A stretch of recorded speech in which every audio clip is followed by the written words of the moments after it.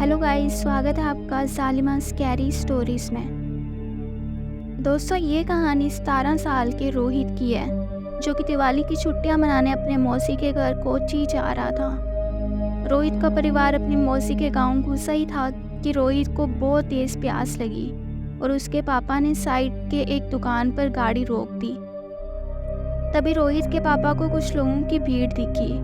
वहाँ आसपास खड़े कुछ लोगों से पूछने लगे कि भीड़ क्यों लगी हुई है। कोई कुछ जवाब देता, उससे पहले ही रोहित की नज़र भीड़ के बीच में पड़ी एक औरत की लाश पर गई। उस लाश को देखते ही रोहित को ऐसा लगा कि कोई परछाई उसे छू कर गुजरी हो। तभी रोहित का ध्यान सड़क पर पड़े उस औरत के सजने और संवरने के सामान पर गया। उसने सबसे नज़रें चुराते हुए वहाँ से एक कड़ा उठा लिया।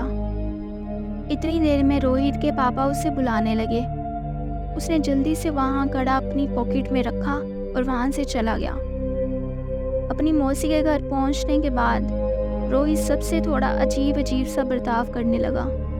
उसके घर वालों को लगा कि शायद उस सड़क पर लाश को देखकर डिस्टर्ब हो गया है, पर रोहित का ध्यान अभी भी वहाँ से उठाए कड़े के ऊपर था और वो कमरे के शीशे के सामने उस कड़े को पहनकर देखता और मुस्कुराता रहता।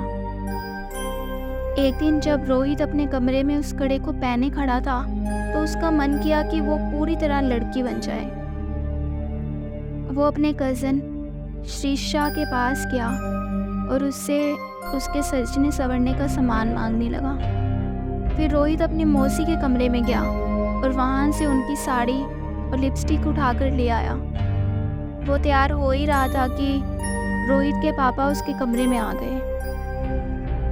रोहित को देखते ही उसके पापा उसे खूब डांटने लगे। रोहित ने रोते हुए कहा कि वो लड़की बनना चाहता है। वो सुनकर उसके पापा बेहद गुस्से में आ गए और उसे बुरी तरह से पीटने लगे और उसका कमरा बाहर से बंद करके चले गए। रोहित अपने कमरे में बैठकर जोर जोर से रोने लगा। तभी अचानक उसकी दीवार पर लड़की की एक परछाई नजर आई और धीरे धीरे वो परछाई उसकी तरफ आने लगी। रोहित वो परछाई देखकर थोड़ा घबरा गया और कमरे का दरवाज़ा जोर जोर से पीटने लगा, पर किसी ने दरवाज़ा नहीं खोला। उसने मुड़कर देखा तो वहाँ कोई नहीं था। फिर उसके बेड के नीचे से एक अजीब सी आवाज़ आने लगी, मानो कोई रोहित को पुकार रहा हो। रोहित ने जैसे ही बेड के नीचे देखा तो वहाँ उसे एक औरत की लाश पड़ी दिखी, जो उस दिन रोहित को सड़क पर दिखी थी। वो देखने में बहुत डरावनी लग रही थी और वो औरत उसकी तरफ रेंगते हुए आई और रोहित में समा गई। रोहित वहीं बेहोश हो गया। अगले दिन रोहित अजीब तरह से बर्ताव करने लगा। वो अपनी मौसी की साड़ी पहने रहता, लड़कियों की तरह सजता और संवरता और सबसे बोलता कि अब से उसका नाम लक्ष्मी है। कभी कभी वो ज़ोर ज़ोर से चिल्लाता और सारा घर सर पर उठा लेता, तो कभी किसी कोने में दुबक कर बैठ जाता और डरा डरा सा सहमा हुआ रोता रहता। एक दिन रोते रोते उसने अपनी माँ से कहा कि वो लक्ष्मी है और उसे हर जगह शैतान नज़र आते हैं और वह उसे आकर मार देंगे। उसने कहा उन शैतान के पैर उल्टे हैं, दांत खून से सने हुए हैं और लंबे लंबे नाखून हैं जिनसे वो उन पर हमला करना चाहते हैं। रोहित की हालत दिन पर दिन खराब होती जा रही थी, लेकिन वो रोज़ लक्ष्मी बनकर सजता संवरता और अपना कमरा बंद करके नाचता रहता। उसके घर वाले समझ नहीं पा रहे थे कि उसके साथ क्या हुआ है और वो अपने आप को क्यों लक्ष्मी कहे जा रहा है।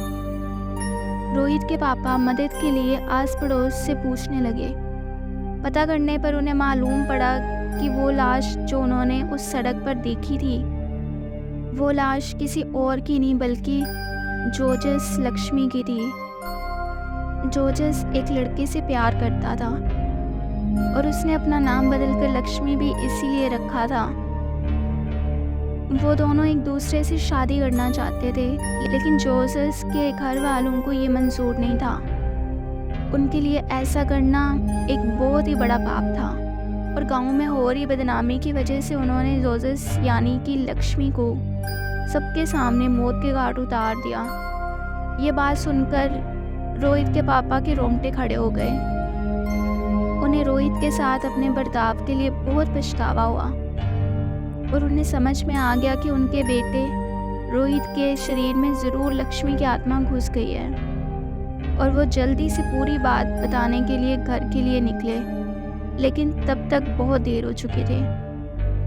रोहित उस दिन भी अपना कमरा बंद करके नाच रहा था कि तभी उसे लगा कि उसके दरवाजे पर शैतान उसे मारने के लिए आ गए हैं। वो वही शैतान थी जिनके पैर उल्टे थे और दांत खून से सने हुए थे और लंबे लंबे नाखून थे। रोहित घबराहट के मारे जोर जोर से चिल्लाने लगा। उसके बाकी घर वाले जब तक वो दरवाज़ा तोड़कर अंदर घुसे तब तक रोहित का शरीर पूरी तरह से अकड़ चुका था। वो तुरंत उसे हॉस्पिटल लेकर भागे। डॉक्टर ने बहुत कोशिश की कि वो किसी तरह से ज़िंदा बच जाए। जब रोहित के पापा ने सबको जोसेस की कहानी बताई तब तक सभी परिवार वालों को जोसेस के लिए बहुत दुख हुआ और उन्होंने जोसेस के लिए प्रार्थना किया।